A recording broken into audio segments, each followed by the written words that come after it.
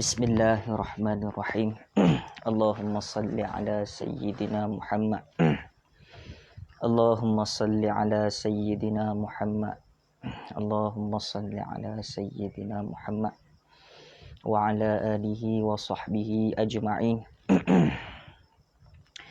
Nawaitu ta'alluma wa ta'lim wa tadhkur wa tadhkir wa naf'a wal intifa' والإفادة واستفادة وحث على تمسك بكتاب الله وسنة رسوله صلى الله عليه وسلم والدعاء إلى الهدى والدلالة على الخير ابتغاء وجه الله ومرضاته وقربه وثوابه سبحانه وتعالى. سبحان الله والحمد لله ولا إله إلا الله والله أكبر ولا حول ولا قوة إلا بالله العلي العظيم. ربنا افتح بيننا وبين بالحق وأنت خير الفاتحين. ربنا هب لنا من أزواجنا وذرياتنا قرة أعين واجعلنا للمتقين إماما. الحمد لله رب العالمين والصلاة والسلام على أشرف الأنبياء والمرسلين وعلى آله وصحبه أجمعين. سبحانك لا علم لنا إلا ما علمتنا إنك أنت العليم الحكيم ولا حول ولا قوة إلا بالله العلي العظيم. أما بعد. Syukur kehadrat Allah Subhanahu wa taala, masih lagi Allah Taala beri peluang kepada kita untuk kita bersama-sama belajar dan juga mengkaji kitab-kitab para alim ulama, khususnya di dalam mazhab ataupun manhaj ahli sunnah wal jamaah. Dan insya-Allah kita akan buka ataupun kita akan membaca muqaddimah di dalam kitab ataupun mantiq ataupun matan mantiq, iaitulah kitab ataupun matan Sulan Munawwaraqi fi ilmi mantiqi. Jadi sebelum kita baca, menjadi tradisi dan juga kelaziman para alim ulama yang terdahulu, iaitu apabila memulai akan suatu pembacaan kitab, maka mereka para alim ulama menhadiahkan Al-Fatihah ila ruhi dan juga musannif dan juga silsilah yang bersangkutan di dalam perjalanan ilmu daripada guru ke guru sampailah kepada musannif ila hadrati Mustafa Muhammadin sallallahu alaihi wa ala alihi wa sahbihi wasallam, thumma ila ar-ruhi syekh musannifi hadzal kitab Syekh Abdul Rahman Al-Akhdari radhiyallahu ta'ala anhu wa usulihi wa furu'ihi wa zawi huquqi alaihim ajma'in, anna Allah yu'ali darajatihim fi jannah wa yu'idu ala asrarihim wa amwalihim wa nafahatihim fid dini wa dunya wal akhirah bisirril Fatihah. A'udzubillahi minasyaitonir rajim. Bismillahirrahmanirrahim. Alhamdulillahi rabbil alamin arrahmanir rahim maliki yaumiddin. Iyyaka na'budu wa iyyaka nasta'in. Ihdinas siratal mustaqim. Siratal ladzina an'amta 'alaihim ghairil maghdubi 'alaihim waladdallin. Amin. Syukur kehadrat Allah Subhanahu wa taala. Jadi insya-Allah kita akan baca matan Sulan Munawwaraqi fi ilmi mantiq, iaitulah satu bidang ilmu ataupun fan ilmu yang dinamakan ilmu alat ataupun ilmu untuk kita memahami bagaimana perkalaman ataupun bagaimana ayat itu untuk kita faham makna di sebalik ayat. Maka ilmu mantiq ini digunakan untuk kita memahami sama ada bentuk kalam itu dari segi mafhum ataupun mantuq. Maka kedua-dua mafhum dan juga mantuq, memahami mafhum dan juga mantuq kena memiliki ataupun kena memahami salah satu bidang ilmu ataupun fan ilmu yang dinamakan ilmu mantiq ataupun ilmu yang dibangsakan kepada nutqun, fikir, ilmu yang dibangsakan kepada fikir. Bismillahirrahmanirrahim. Sebelum tu minta sahabat-sahabat komen sama ada suara kuat ataupun tidak. Kalau kuat kita terus, kalau tak dengar suara maka kita akan ejah lah biar bagi dengar.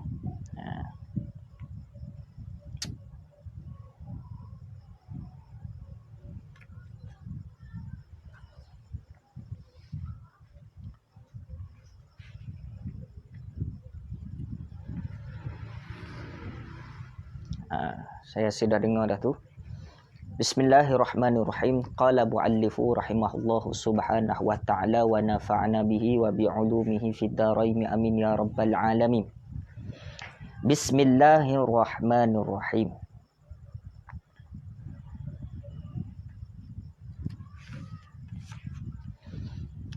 Alhamdulillahilladzi qad akhrajana ta'ija fikri li arbabihi ja wa hatta anhum min sama'i akali kullahi jabi min sahabil jahli hatta badat lahum syumusul ma'rifah ra'au mukhaddaratiha munkashifah nahmaduhu jalla ala in'ami bi ni'matil imani wal islami man khassana bi khairi man qad ursila wa khairu man hazal maqamatil ula Muhammadin sayyidi kulli muktafa al-arabiyil hashimi mustafa صلى عليه الله ما دام الحجا يخوض من بحر معاني لجاجا وآله وصحبه ذوي الهدى من شبه بأنجم في الاهتداء وبعد فالمنطق للجنان نسبته كنحو للسان فيعصم أفكار عن غي الخطأ وأن دقيق الفحم يكشف الغطاء فهك من أصوله قواعدا تجمع من فنونه فوائدا سميته بالسلام منورقي يرقى به سماع علم منطقي والله أرجو أن يكون خالصا لوجهه كريم ليس قالصا وأن يكون نافعا للمبتدي به إلى مطولات yahtadi. Jadi kita masuk pada bicara bismillah. Bismillahirrahmanirrahim. Dengan nama Allah. Allah yang mana? Allah yang Maha Pemurah ataupun dan juga Allah yang Maha Penyayang. Maka bicara bismillahirrahmanirrahim ini, maka masyhur bahasan bismillahirrahmanirrahim. Maka saya tidak memperpanjangkan bahasan bismillahirrahmanirrahim. Cuma kita mengambil tabarruk dan juga mengambil barakah daripada i'rab bismillahirrahmanirrahim. Maka ba pada kata bismillahirrahmanirrahim itu ba harfun jar. Maka ba harfun jar, ismi itu adalah majrur dengan ba. Maka Allah itu adalah kita tahu i'rab lah. Maka Ar-Rahman tu jadi sifat yang pertama bagi Allah. Ar-Rahim itu sifat yang kedua bagi Allah. Kemudian bila sebut harfun jar, maka dia ada takluk. Yang ada takluk, maka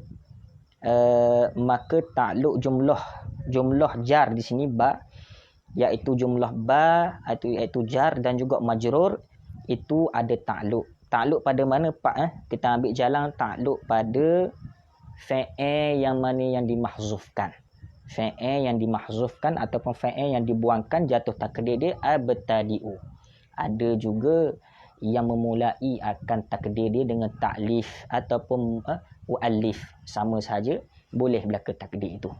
Cuma kita takdir atas harfun jar takluk pada fa'il yang dibuangkan ataupun yang dimahzufkan, jatuh takdir dia abtadi'u hadzal kitaba bi bismillahirrahmanirrahim dan sebagainya.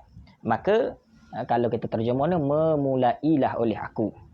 Memulailah oleh aku akan ini kitab dengan bismillahirrahmanirrahim. Jadi bismi itu jatuh mudhaf, Ada Allah Ar-Rahmanur Rahim tu ataupun Allah tu kita buat mudhafun ilaih. Kalau orang nak buat lah, kalau tak buat tidak akan buat juga. Ar-Rahman Ar-Rahim dia jatuh, Ar-Rahman jatuh mausuf, Ar-Rahim jatuh sifat. Itu sekadar-kadar.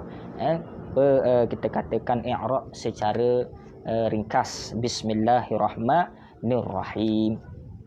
Maka musannif memulai Bismillahirrahmanirrahim.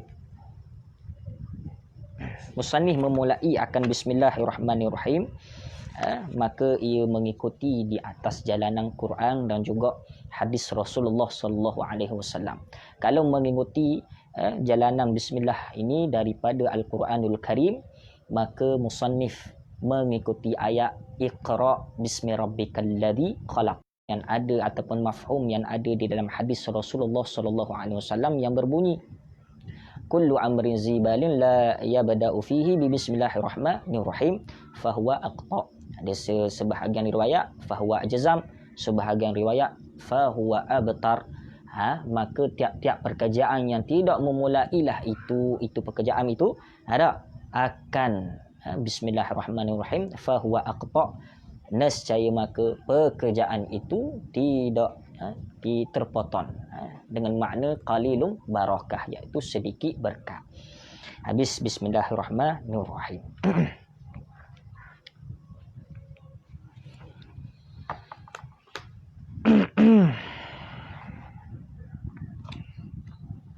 Bismillahirrahmanirrahim.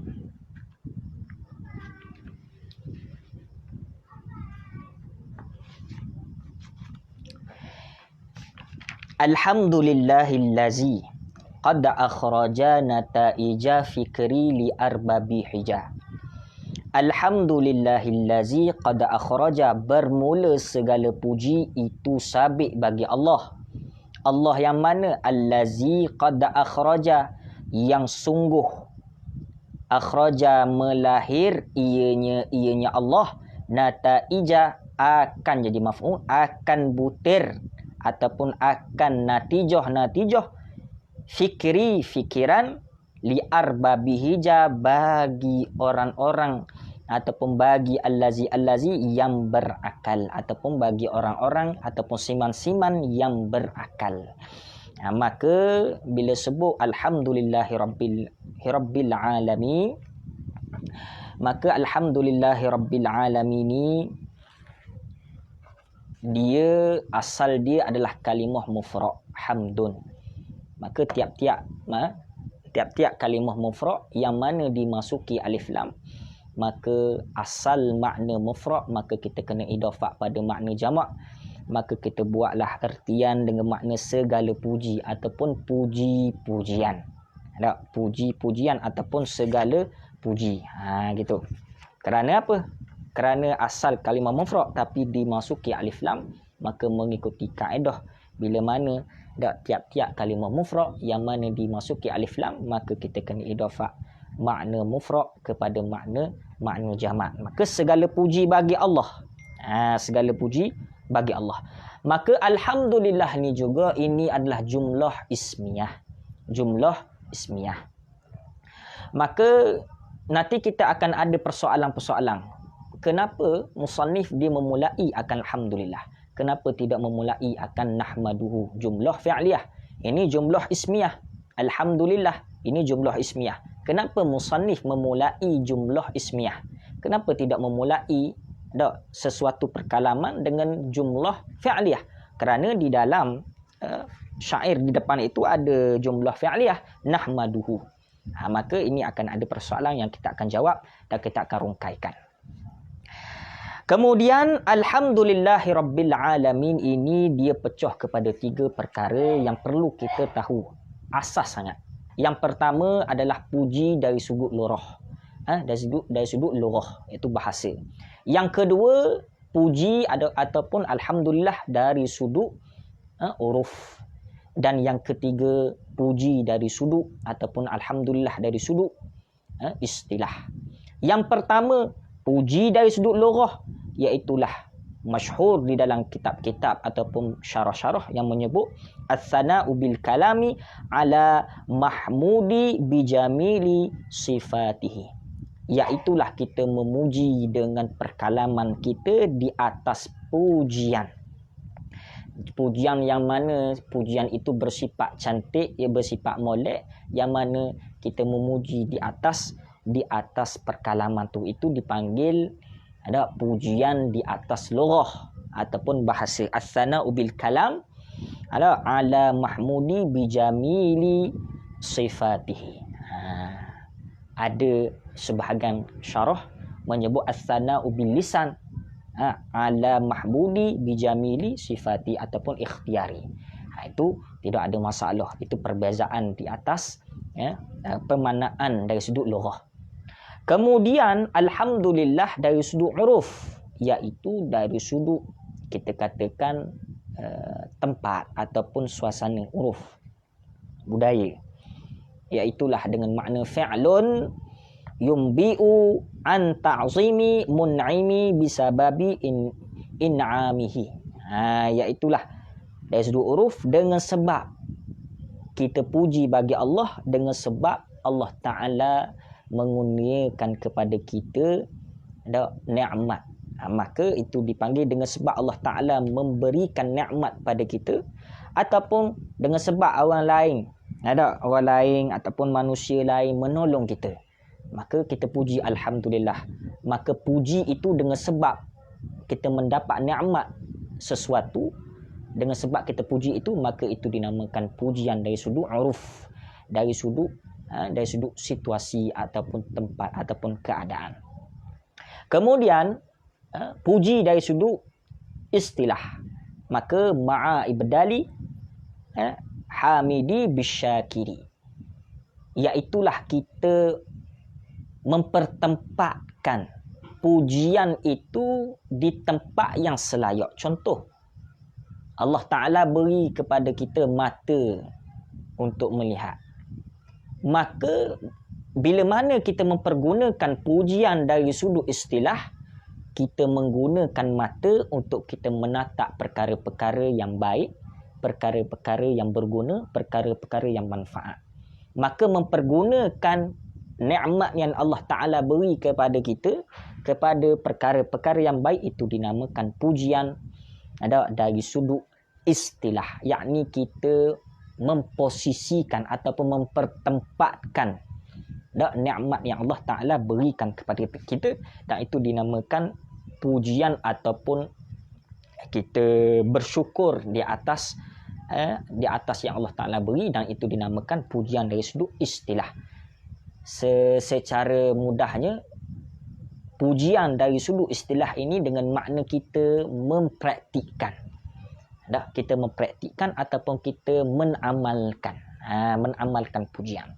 Dari sudut lughah, dari sudut uruf, ini keadaan yang berbeza.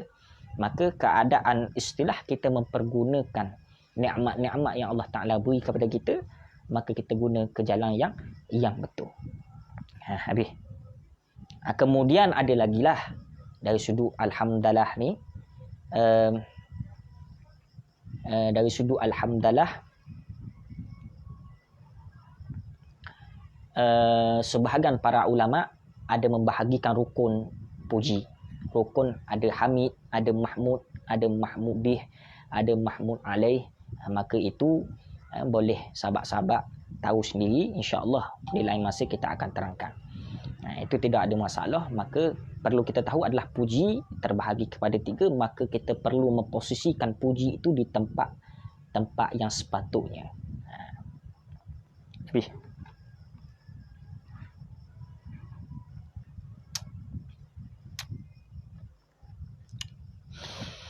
Alhamdulillahillazi.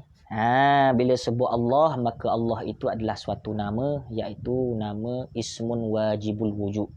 Nama suatu zat yang wajib wujud. Maka bila sebut Allah itu suatu nama yang wajib wujud. Maka di dalam ilmu tauhid, maka kita ini bila sebut nama Allah itu suatu nama, maka nak kenal Allah Subhanahu Wa Taala bukan pada nama, maka itu memerlukan hajatan kepada mengenal akan sifat yang ada pada zat Allah yang bernama Allah. Begitu. Maka Allah ini adalah suatu nama dipanggil ismun wajibul wujud. Itu dalam bahasan di dalam ilmu tauhid. Akhraja, qad akhraja, sungguh akhraja. Kalau di dalam kitab-kitab syarah mantiq, akhraja bermakna azhar, iaitu lahir ataupun terbit. Sungguh terbit. Gitu.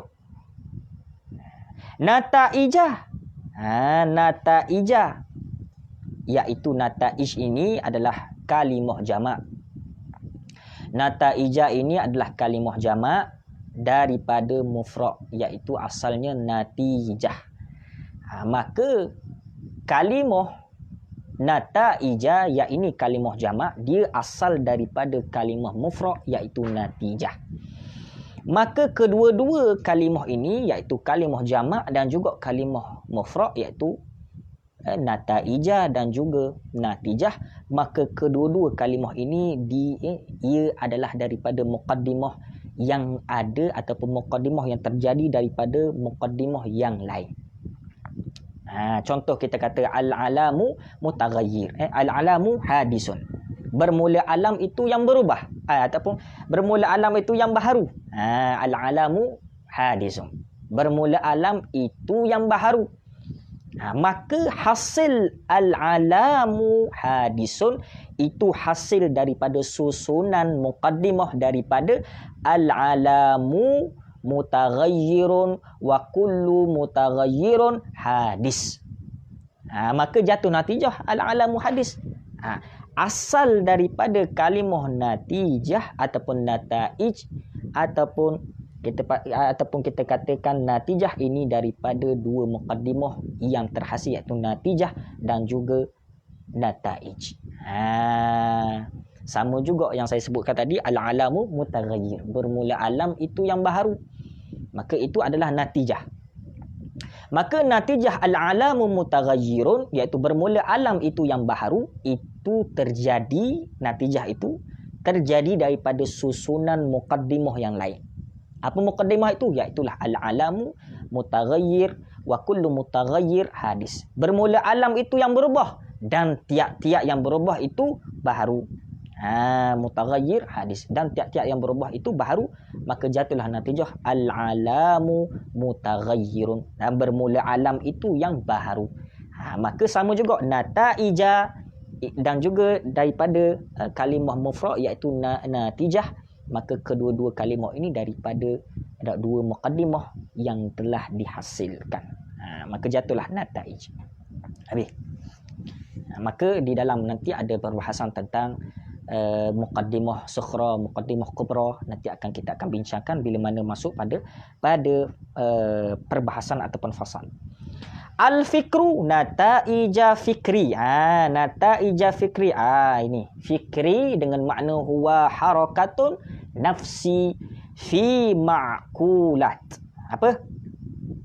Iaitu harakah, kita mencurahkan. Harakah nafsi, kita mencurahkan kemampuan.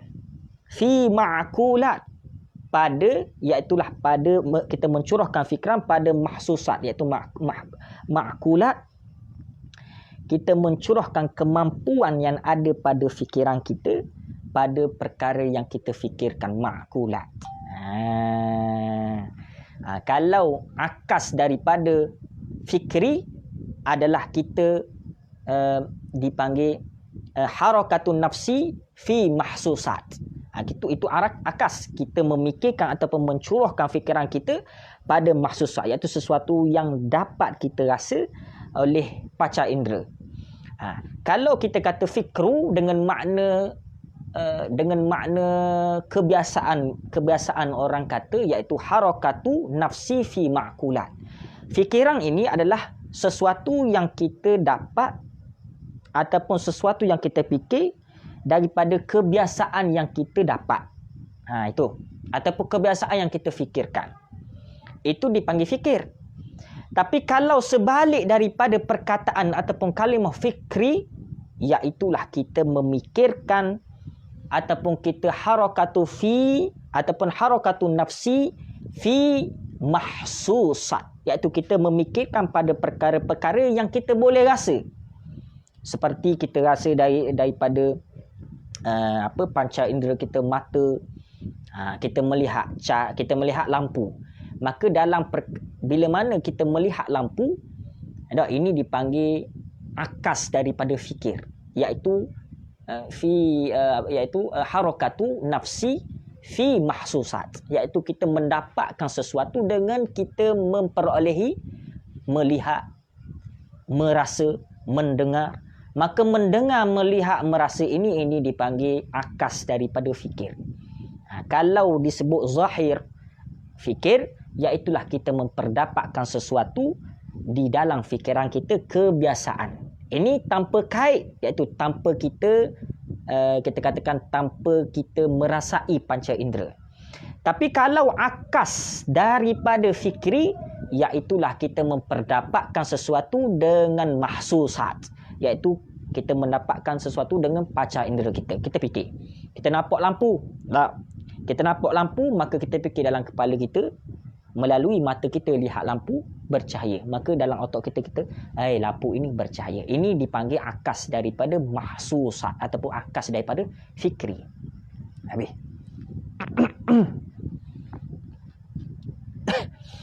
Nataija fikri li arbabi. Maka sebut li arbabi. Ini adalah kalimah, kita panggil kalimah jamak.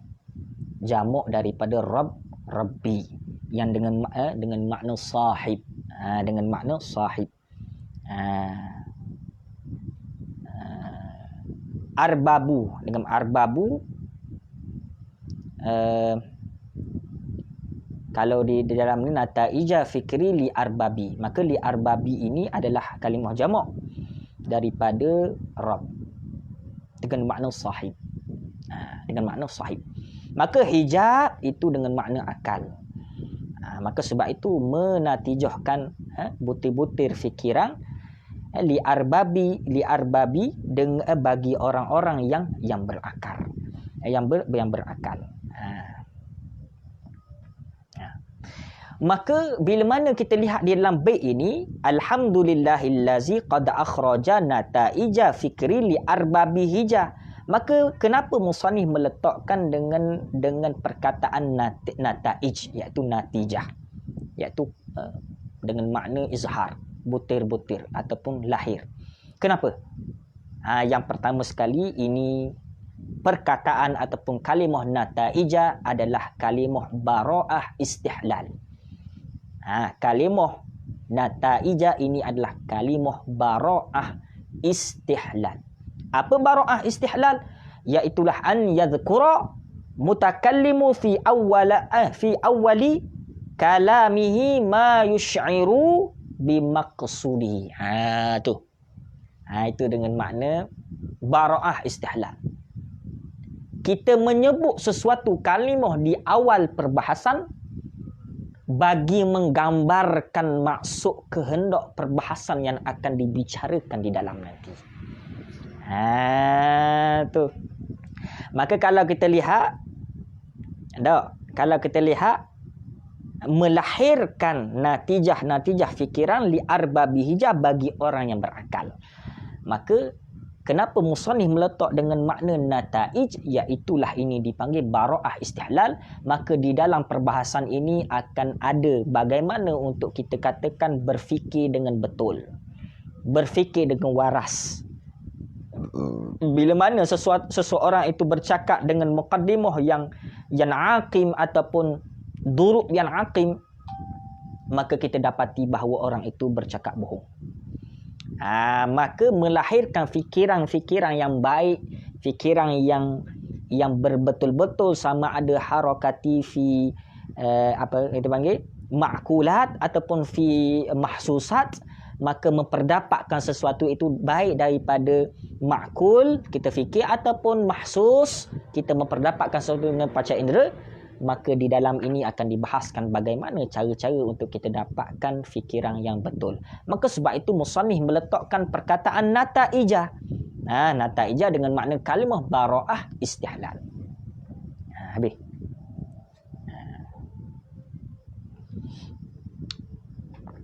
Kemudian seperti yang saya sebut tadi, kalau di dalam bait ini kita lihat alhamdulillah. Ini adalah kalimah jumlah ismiyah. Alhamdulillah adalah kalimah ismiyah. Kenapa musannif dia meletakkan alhamdulillah? Kenapa dia tidak letak nahmaduhu, iaitu jumlah fi'liyah? Mesti kita fikir. Kalau orang tahu, alhamdulillah ini adalah jumlah ismiyah. Di dalam bait yang di bawah itu ada jumlah fi'liyah nahmaduhu. Kenapa musannif mendahulukan kalimah alhamdulillah jumlah ismiyah dibandingkan kalimah nahmaduhu jumlah fi'liyah? Kenapa? Itu mesti kita kena ambil tahu. Kita tengok dalam tarkib ibarat di dalam kalam musannif. Gitu.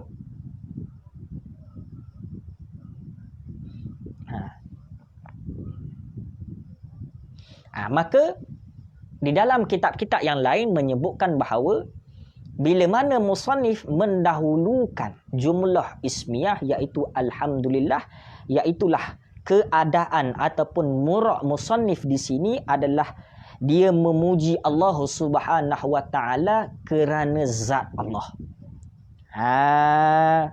Sedangkan zat Allah Subhanahu wa taala ini madamat, ini kekal selama-lama.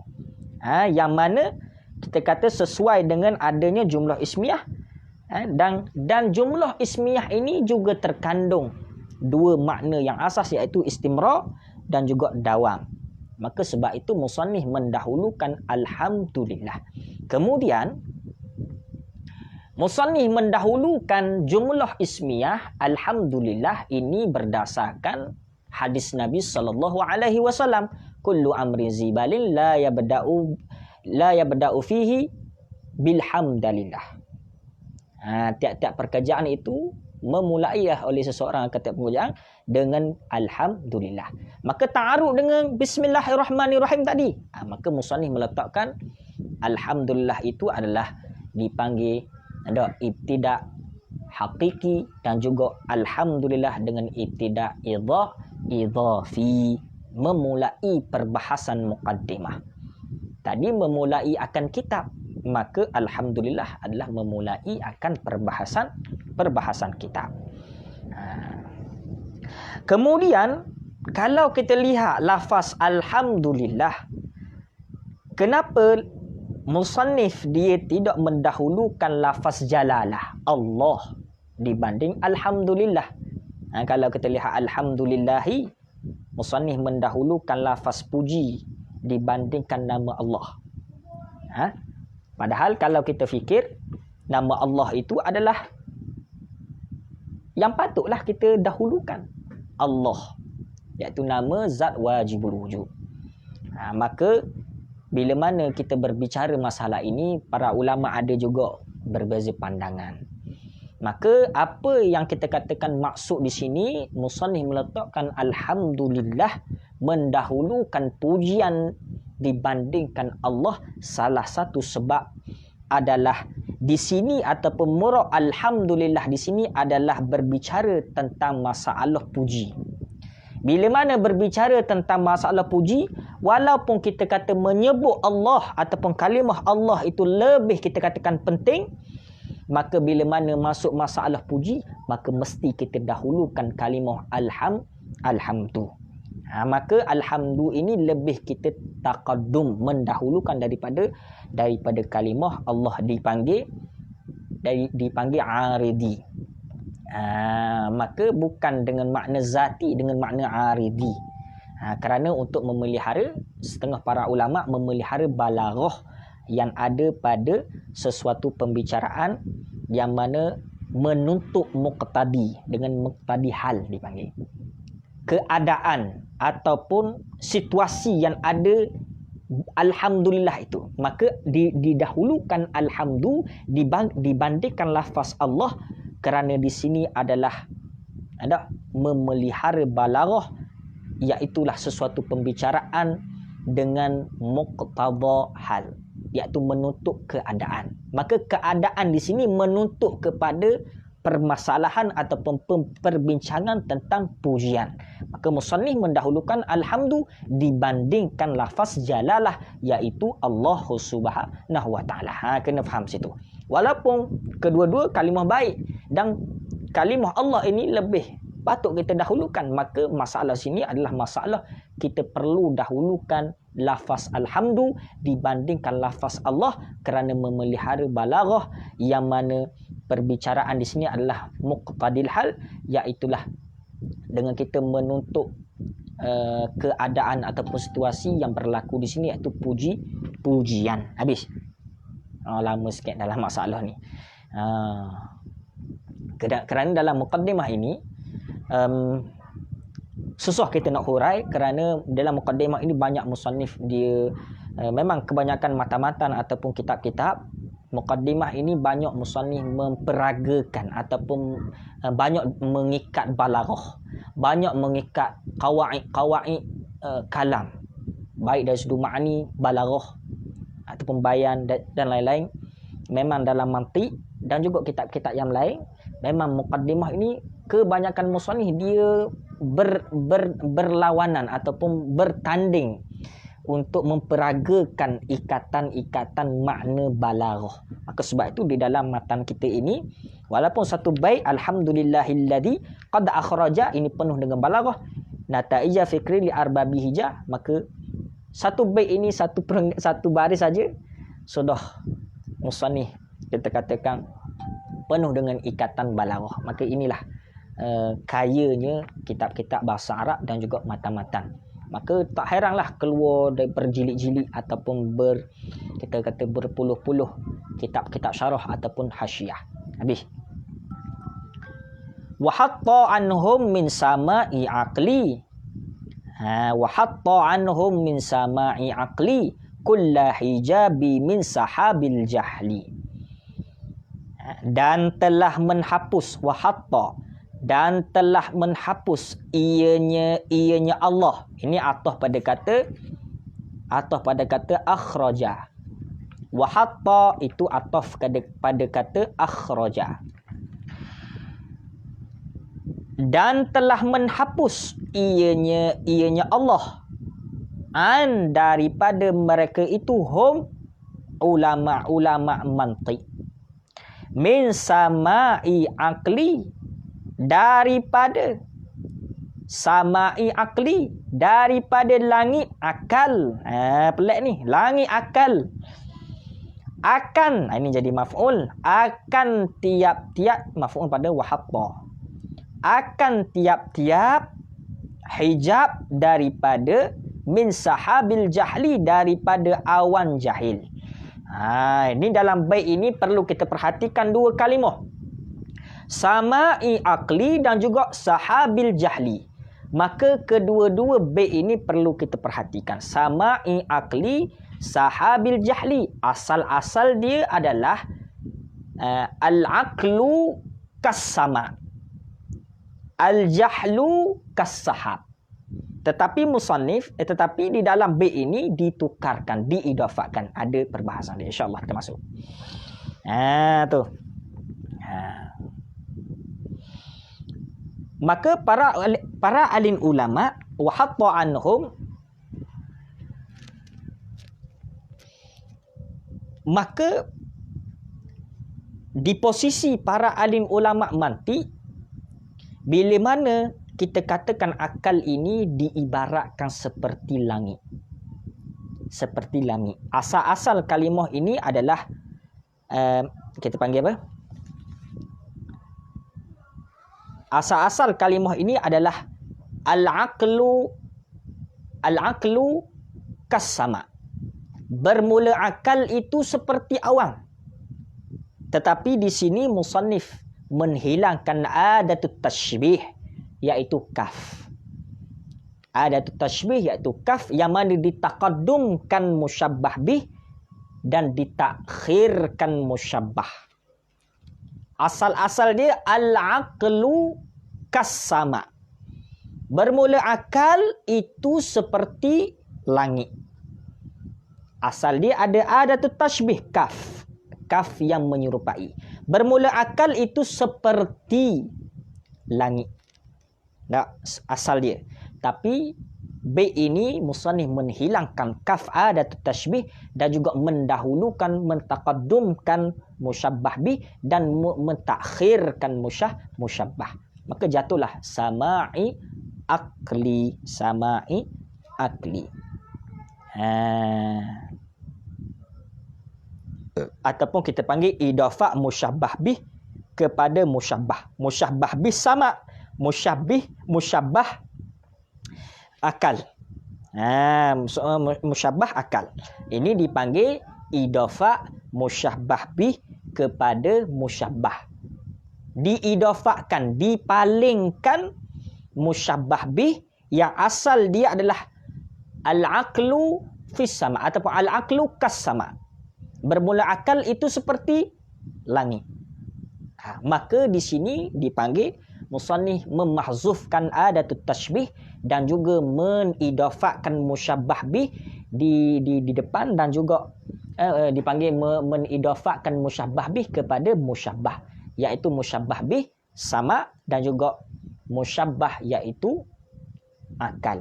Maka jatuhlah sama'i akli. Sama'i akli. Itu dipanggil idafah musyabbah bih kepada musyabbah. Sama juga dengan sahabil jahli. Sahabil jahli. Maka sahabil jahli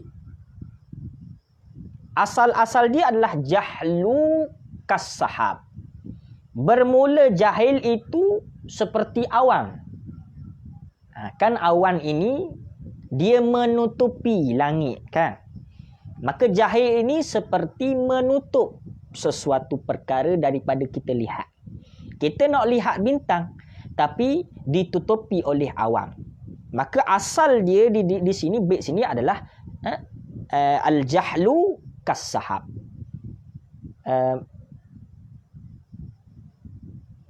Bermula jahil itu seperti awan.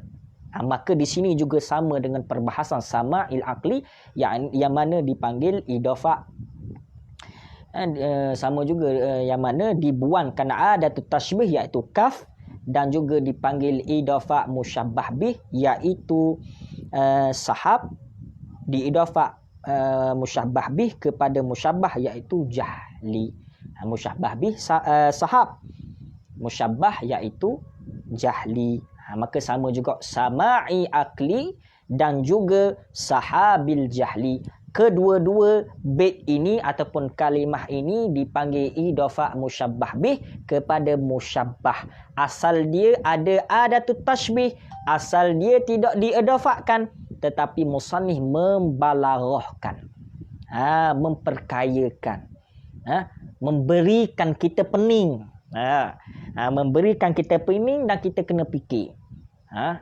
Asal-asal dia musannif tak letak begini, tapi sengaja musannif menidafahkan, memalingkan daripada musyabbah kepada musyabbah bih.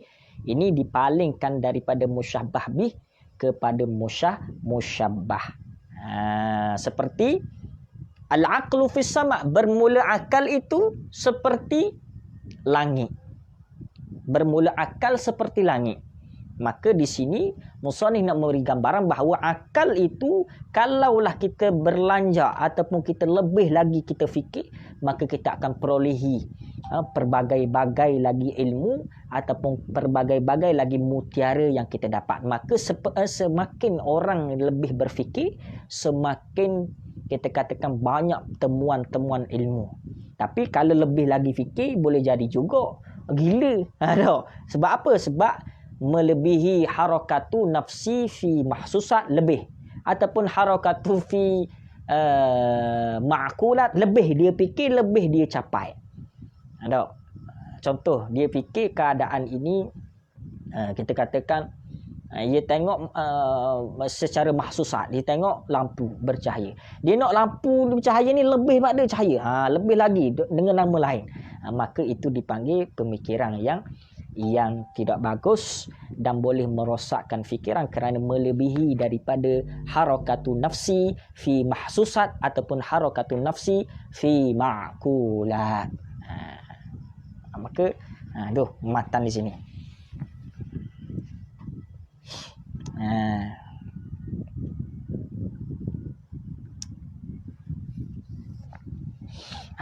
Kemudian di dalam bait ini kalau kita lihat kenapa musannif menatafkan wahatta kepada akhraja. Kalau kita lihat wahatta itu ataf pada kata akhraja. Di dalam kitab-kitab syarah pun lain juga begitu. Kenapa diatafkan wahatta itu kepada akhraja?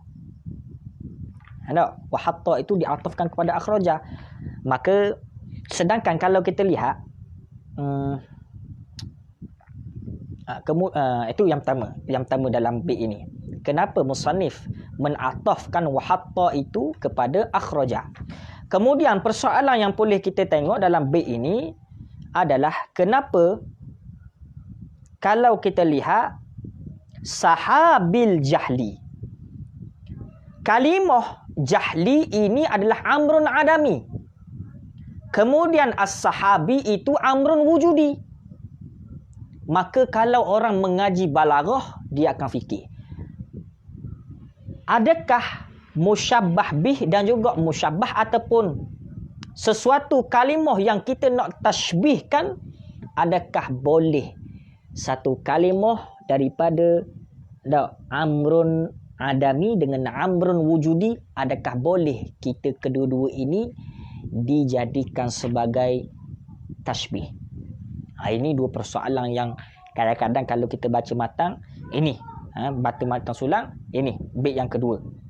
Kenapa sahabil jahli ini boleh kita tashbihkan, sedangkan para alim ulama mendefinisikan sahabi ini adalah dipanggil apa? Dipanggil amrun wujudi, sahabi ini. Sedangkan jahli itu amrun adami, sesuatu di dalam fikiran yang kita tidak boleh dapat. Adapun jahli itu sesuatu perkara yang wujud, yang ada. Sesuatu orang yang tidak mengerti kepada sesuatu perkataan ataupun pengertian ataupun suatu perkara, maka itu dinamakan jahil. Adapun sahabi ini, adapun jahil, sorry. Jahil itu amrun adami. Sahabi itu amrun wujudi. Kalau kita lihat sahabi iaitu awan, ini amrun wujudi. Kita boleh lihat. Amrun wujudi iaitu sahab, awan kita boleh lihat atas langit. Awan. Kita boleh tunjuk, kita nampak. Maka itu wujud di dalam fikiran kita melalui mahsusat, kita nampak. Melalui panca indera mata. Kemudian lafaz jahli ini adalah amrun adami, iaitu sesuatu yang tidak boleh kita fikir, ataupun sesuatu yang boleh kita fikir tapi tidak ada. Jahil. Kita tak ada amrun yang tibari. Jahil. Itu ada perbahasan dalam ilmu tauhid. Maka nak sebut amrun adami. Ini sesuatu yang tiada. Maka persoalan, kita balik pada persoalan yang pertama. Ini dua persoalan yang perlu kita hurai bila mana melalui bait yang kedua, wa hatta anhum min sama'i aqli kulla hijab min sahabil jahli. Kemudian soalan yang pertama tadi kita jawab. Soalan yang pertama, kenapa musannif meletakkan ataupun menatafkan wa hatta kepada akhraja. Wa hatta kepada akhraja. Kenapa? Inilah dipanggil ataf sebab kepada musabbab. Wa hatta ini sebab kepada musabbab. Dipanggil atfun sababi ila musabbabi, iaitu menatafkan sebab kepada musabbab. Sebab menghilangkan hijab. Wa hatta anhum, dengan sebab menghilangkan hijab ataupun menghapuskan hijab. Ini sebab melahirkan natijah ataupun melahirkan akhraja, melahirkan ataupun menzahirkan natijah-natijah ataupun buah-buah fikiran. Maka sebab itu musannif mengatafkan wa hatta kepada akhraja. Ini dipanggil ataf musabbab kepada musabbab. Ataf sebab kepada musabbab. Kerana nak menghilangkan hijab, ini sebab. Ataupun kerana nak menghilangkan hijab ini adalah sebab. Ataupun musabbab bagi adalah kita panggil kerana menghilangkan hijab, maka itu adalah akan menyebabkan lahirnya natijah. Seseorang yang menghilangkan kebodohan, maka akan melahirkan kecerdikan. Seseorang yang menghilangkan kemalasan, maka akan melahirkan kerajinan. Seseorang yang menghilangkan jahil, maka akan melahirkan kealiman.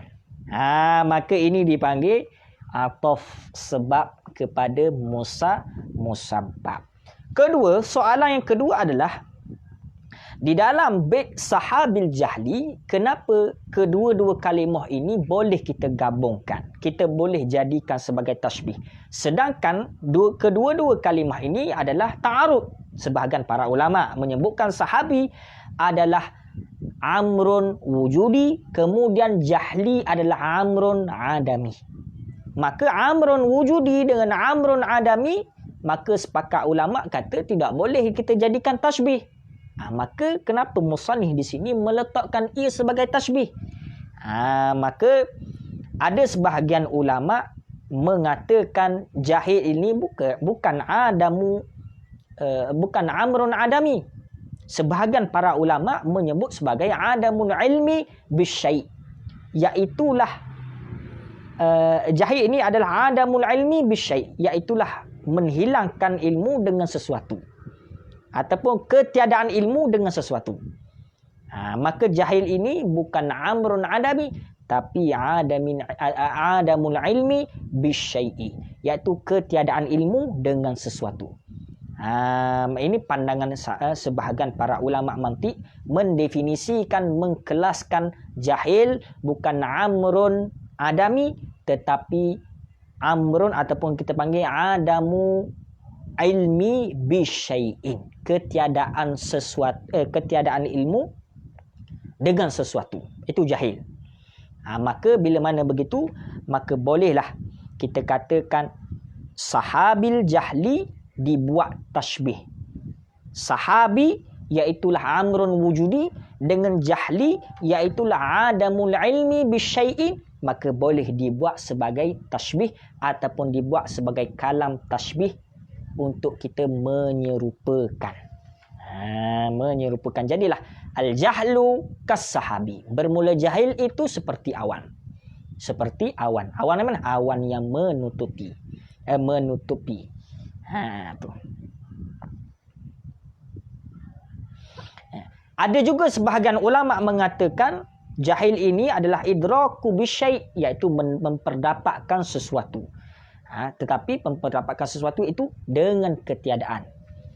Idraku bisyai' adamun. Memperdapatkan sesuatu dengan ketiadaan. Maka maksudnya dia tidak dapat. Begitu. Dengan makna tidak sesuai dengan hakikah. Ada sebahagian begitu. Maka ini perbezaan para ulama. Maka jalan penyelesaian dia adalah sahabil jahli boleh kita buat sebagai tashbih ataupun kalam tashbih, kerana sahabil jahli adalah amrun wujudi, sedangkan jahli adalah kita panggil adamun ilmi bisyai' ataupun idraku bisyai'in, idraku bisyai'in adamun mutabaqatu bihaqiqah, iaitu tidak berwafakat kepada hakikat. Itu sebahagian para ulama. Maka para ulama mendefinisikan ataupun menyelesaikan masalah ini, sahabil jahli adalah boleh kita buat sebagai tashbih, kalam tashbih. Ini perbezaan para ulama bila mana membicarakan sesuatu kalimah. Sangat halus. Kalau kita lihat, kita memperhatikan setiap bait ini, para ulama mereka menhuraikan sangat halus. Maka kita mengaji ilmu mantik bukan kita nak mempergunakan, ialah salah satunya kita nak melihat bagaimana suasana ataupun perkalaman ataupun bagaimana huraian yang berada di dalam kitab-kitab tauhid. Kemudian antara objektif kita mengaji ilmu mantik adalah kita nak tahu bagaimana ulama-ulama mengarang kitab-kitab mantik. Adakah hanya sebagai ma'kul ataupun mahsusat? Kedua-dua kena perlu. Mengaji mantik kena ada manqul, kena fikir. Dan juga kena mahsusat, iaitu kita lihat, perhatikan. Kalau sekadar fikir tidak memperhatikan kalimah ataupun bait, maka kita tidak akan dapat natijah. Maka sebab itu belajar ilmu mantik adalah untuk kita memperhatikan bait-bait bagaimana para ulama khususnya di dalam kitab kita ini musannif menyusun bait-bait di dalam matan sulam. Habis. Hatta badat lahum syumusul ma'rifah. Apa dah? Sikit lagi. Hatta badat lahum syumusul ma'rifah ra'au mukhaddaratiha munkashifah. Hatta sehingga badat lahum nampak bagi hum mereka itu syumusu, mereka itu ulama mantik lah. Syumusu mereka itu ulama mantik, syumusu oleh jadi fa'il lah. Oleh matahari ma'rifah, matahari yang ma'rifah. Ra'au mukhaddaratiha yang melihat oleh jadi fa'il mereka itu tiha, mereka itu para ulama mantik ataupun para ulama-ulama kita munkashifah, akan tertutupnya makrifah akan yang zahir. Maka bila mana para ulama ini bicara, para ulama ini mantik ini dalam bait ini, hatta badat lahum syumusun ma'rifah, ini bicara orang alim. Seseorang yang alim bila mana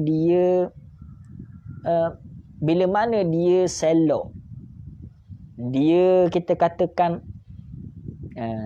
menepis segala kebodohan, menepis segala awan-awan daripada menutup kealiman, keilmuan, maka dia akan dapat syumusul ma'rifah, matahari yang ma'rifah. Matahari yang ma'rifah ini matahari yang kita katakan terang, dipanggil syumusul ma'rifah, iaitu matahari yang terang. Matahari yang terang. Maka bila mana seseorang ataupun orang yang mendapat ilmu, dia akan mendapati sesuatu perkara itu seperti syumusul ma'rifah, iaitu matahari yang terang. Ra'au mukhaddaratiha munkashifah, dan dapat terlihat bila mana lihat matahari itu di sebalik tertutupnya matahari dengan awan, maka bila mana selok saja dia nampak matahari, maka orang yang alim dia nampak matahari sangatlah cerah. Maksudnya dia nampak ilmu itu sangat dekat dengan dia, dan sangat kita katakan bila mana orang-orang yang alim, orang-orang yang alim bila mana dia dapat selok segala pengertian ataupun ilmu-ilmu, maka dia ibarat seperti menyelok matahari yang ditutupi oleh awam dengan dilihatnya matahari yang terang. Matahari yang terang. Kemudian di dalam perbahasan hatta badat lahum syumusul ma'rifah wa ra'au mukhaddaratiha munkashifah, ini juga berbetulan ataupun bersepakat dengan orang-orang yang soleh, iaitu wali-wali Allah. Kerana musannif kita ini wali Allah. Syekh Abdul Rahman Al-Akhdari juga merupakan wali Allah Subhanahu wa taala. Moga-moga Allah taala merahmati beliau. Jadi beliau juga memposisikan keadaan bait ini kepada orang-orang wali, orang-orang yang sangat dekat kepada Allah Subhanahu wa taala, yang mana mereka beribadat kepada Allah bukan lagi dengan berbentuk kita katakan balasan, tidak.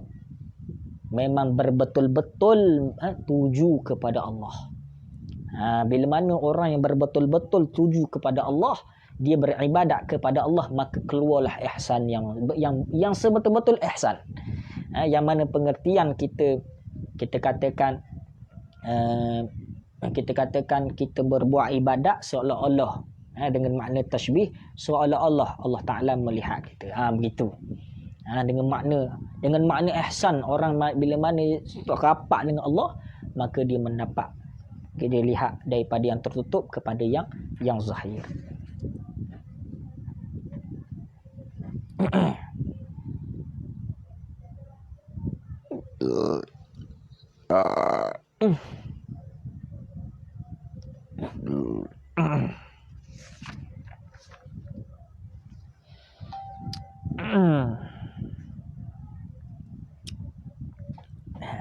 Nahma kita tinggallah. Ada persoalan juga dalam bait ni. Cuma persoalan ni saya kira kita tinggalkan dulu. Kerana dalam persoalan ini hanyalah kita kata berbetulan dengan musannif mendahulukan bait ini, musannif mendahulukan bait yang ni. Ada kata sebahagian para ulama dalam bait yang ketiga ini perlu musannif meletakkan bait yang pertama, dan bait yang pertama itu letakkan bait yang ketiga. Itu perbincangan dalam masalah bait. Kita habis itu. Kemudian nahmaduhu jalla ala in'ami. Nahmaduhu, kami puji akannya Allah, jalla yang besar ianya sifat, iaitu sifat perkuasaan Allah Subhanahu wa taala yang besar. Bukan bizati, tidak, dengan makna penguasaan Allah, kerajaan Allah yang besar. Ala in'ami, kerana memberi ianya Allah dengan nikmat iman dan Islam, bi ni'matil iman wal Islam. Maka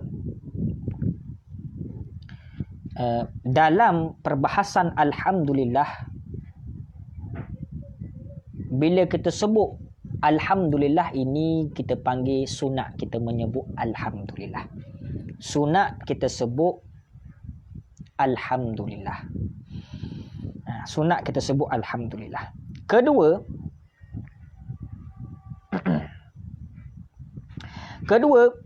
bila mana kita sebut nahmaduhu, ini wajib kita puji Allah Subhanahu wa taala dengan kalimah nahmaduhu. Kerana apa? Elak dia supaya kita menjadi orang yang bersyukur kepada Allah Subhanahu wa taala atas ilhamnya, ilham dalam hati kita ni untuk memuji kepada Allah Subhanahu wa taala pada kali yang pertama tadi, alhamdulillah. Dan yang kedua dengan sebab nikmat iman dan juga diberikan Allah Subhanahu wa taala kepada kita ni berhajat kepada syukur. Kepada syukur. Maka sebab itu musannif dia meletak dua jumlah. Yang pertama jumlah ismiyah alhamdulillah. Itu sunat kita sebut alhamdulillah, sunat. Tapi nahmaduhu ini wajib kita sebut. Kerana apa? Dengan nahmaduhu ini adalah kita menjadikan seseorang itu menjadi hamba yang bersyukur kepada Allah. Maka wajib dengan kita bersyukur kepada Allah Subhanahu wa taala, dengan Allah menilhamkan kepada hati, maksudnya orang alim, bila mana Allah menilhamkan dalam hati kita untuk puji pada kali yang pertama, maka wajib di ketika itu kita puji nahmaduhu. Maka untuk menghasilkan dua pahala, maka musannif meletakkan alhamdulillah, dan pada bait yang seterusnya meletakkan nahmaduhu. Kerana apa? Kerana untuk menghasilkan dua pahala. Yang pertama pahala sunat alhamdulillah, yang kedua pahala nahmaduhu, iaitu bila mana Allah Ta'ala menilhamkan di dalam hati seseorang memuji akan Allah, maka wajib kita memuji Allah dengan perkataan nahmaduhu. Nahmaduhu. Yang paling penting Allah Ta'ala kurniakan dalam bait ini bi ni'matil iman wal Islam. Dengan Allah mengurniakan kepada kita iman dan juga Islam. Maka musannif mendahulukan pada kalimah nahmaduhu, iaitulah kalimah jumlah fi'liyah, iaitulah ini dengan makna pujian yang wajib, dengan sebab Allah Ta'ala menikmatkan, memberi nikmat Islam dan juga iman kepada kita, maka kita selayaknya, sebetulnya, seperlunya, sewajibnya memuji akan Allah. Memujikan akan Allah. Maka musannif dapat 2 pahala. Dan kita baca juga dapat 2 pahala. Yang pertama, pahala sunat membaca Alhamdulillah. Yang kedua, pahala wajib. Dengan sebab Allah Ta'ala menggunakan kita iman dan juga Islam, dan juga menilhamkan pujian yang pertama tadi, Alhamdulillah. Maka musannif meletakkan nahmaduhu dengan jumlah fi'liyah.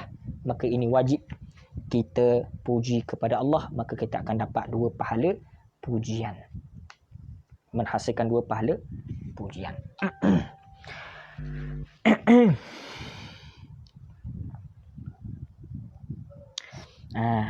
Maka dalam bait ini, maka secara amnya kita dapat lihatlah kenapa musannif meletakkan dengan kalimah jumlah jumlah fi'liyah nahmaduhu, sedangkan di dalam bait yang sebelum ini jumlah ismiyah. Kenapa musannif meletak jumlah fi'liyah juga? Kenapa tidak letak jumlah ismiyah? Ada. Dan kedua, kalau kita lihat di dalam bait nahmaduhu jalla ala in'ami bi ni'matil iman wal islami ini adalah, kalau kita lihat musannif dia puji kepada in'am, iaitu pemberi puji. Kerana kalau kita tahu Allah tu bersifat dengan pemberi puji, memang pemberi nikmat. Maka in'am itu adalah wasaf bagi Allah. Ada wasaf bagi Allah. Kenapa musannif dia meletakkan lagi pujian bagi Allah, iaitu in'am? Maka kalau kita kembali kepada soalan yang pertama tadi, iaitu kenapa musannif meletakkan jumlah fi'liyah nahmaduhu, maka jawab dia adalah, kalau kita lihat di sini, ini adalah berkaitan dengan nikmat yang Allah Ta'ala berikan kepada kita, iaitu iman dan juga Islam. Sedangkan dalam jumlah ismiyah itu berkaitan dengan puji. Maka sebab itu musannif di dalam permulaan perbahasan dia memulai kalimah ismiyah Alhamdulillah daripada Allah, kerana berkaitan muqtadi hal yang menutup keadaan itu, iaitu pujian. Maka di sini musannif tidak letak lagi jumlah ismiyah, tetapi meletak jumlah fi'liyah, kerana di sini muqtadi hal dia adalah menuntut kepada nikmat, perbahasan nikmat.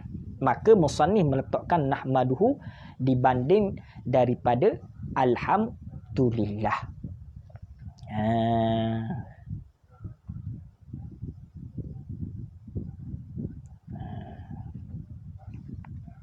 Maka sebab itu sebetulnya kalaulah kita sihat, sekarang ni kita sihat,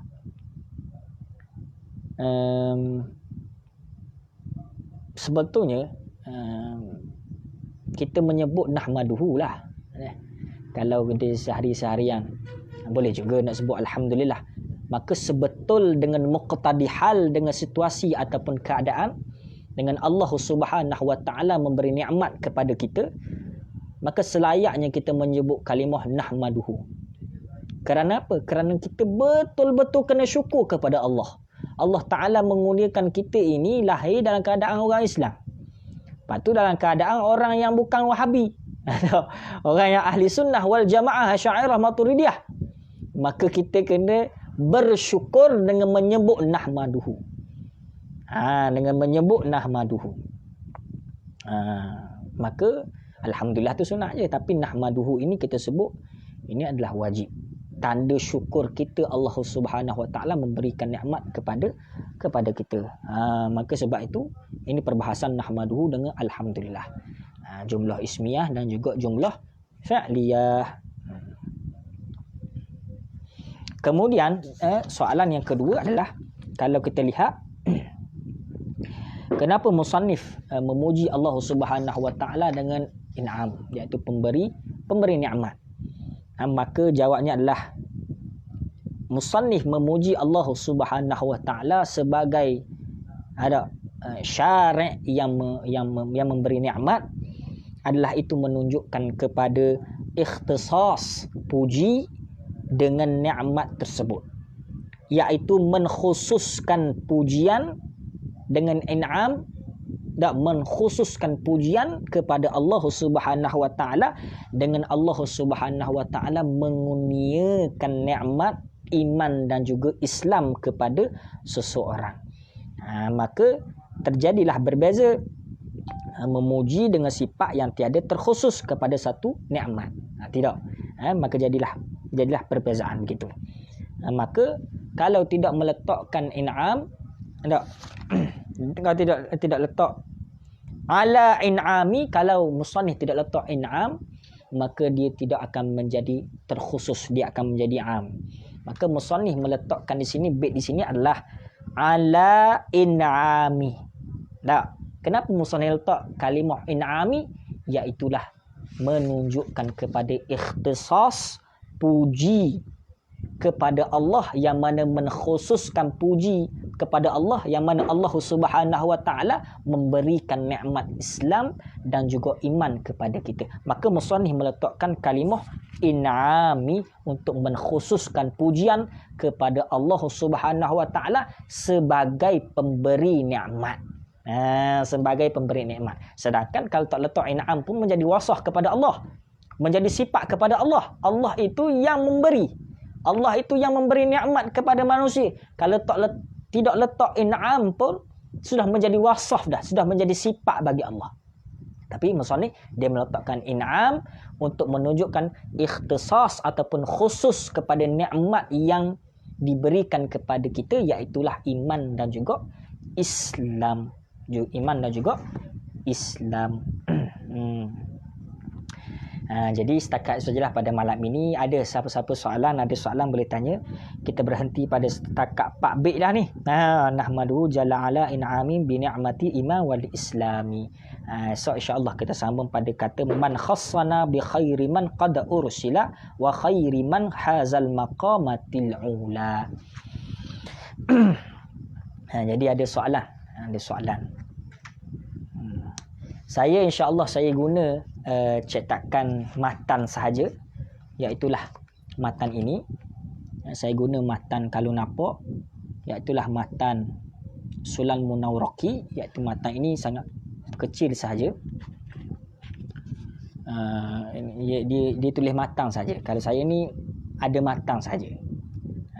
Kalau tuan-tuan mungkin ada syarah, boleh cari syarah, boleh lihat syarah. Ataupun saya ini hanya baca matang saja, saya tak baca syarah. Ini kalau di kedai hanyalah 50 sen ataupun 70 sen sahaja harga dia. Boleh belilah, sahabat-sahabat boleh beli matan Sulan fi ilmi mantiq. Matan Sulan fi ilmi mantiq.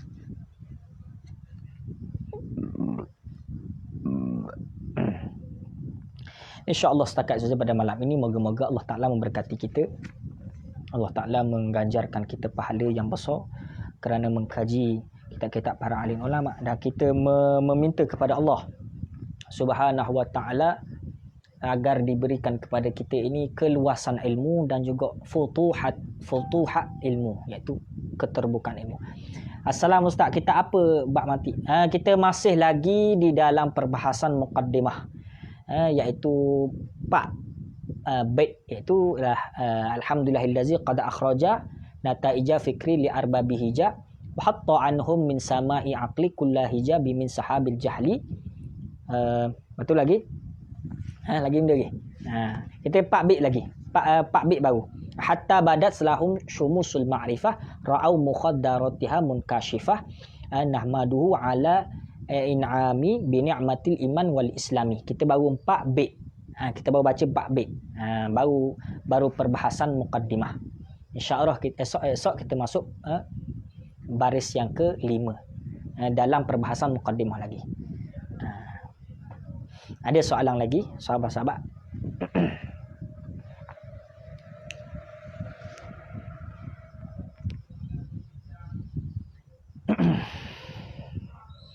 Kita ada soalan dah agak-agaknya. Moga-moga Allah Ta'ala berkati kita insya-Allah. Syarah mantiq Ustaz guna apa sebagai rujukan? Saya kalau syarah mantiq saya guna tiga. Ya, yang pertama dua. Yang pertama idahu mubham, yang kedua syarah Qawaisi. Itu tak payahlah. Boleh sahabat-sahabat lihat syarah Qawaisi dan juga syarah idahu mubham. Cuma di dalam syarah idahu mubham luas sangat, dan juga Qawaisi sangat luas, cuma saya tidak banyak sangat hurai kerana kita masih lagi di dalam perbincangan matan, dan kita meraihkan sahabat-sahabat yang nak belajar dengan kita, insya-Allah. Moga-moga semua sekali boleh bersama-samalah, dan tidak, kita kata tidak ada yang tertinggal begitu. Setakat saja pada malam ini. Moga-moga Allah Ta'ala memberkati kita, Allah Ta'ala merahmati kita, insya-Allah. Bismillahirrahmanirrahim. Alhamdulillahirabbil alamin, wassalatu wassalamu ala asyrafil anbiya'i wal mursalin wa ala alihi wa sahbihi ajma'in. Allahumma ja'alna aqidatan ahlus sunnati wal jamaah minal asyairah wal maturidiyah. Rabbana atina fid dunya hasanah fil akhirati hasanah wa qina azabannar. Sallallahu ala sayyidina Muhammad wa ala alihi wa sahbihi wasallam. Walhamdulillahirabbil alamin. Assalamualaikum warahmatullahi taala wabarakatuh.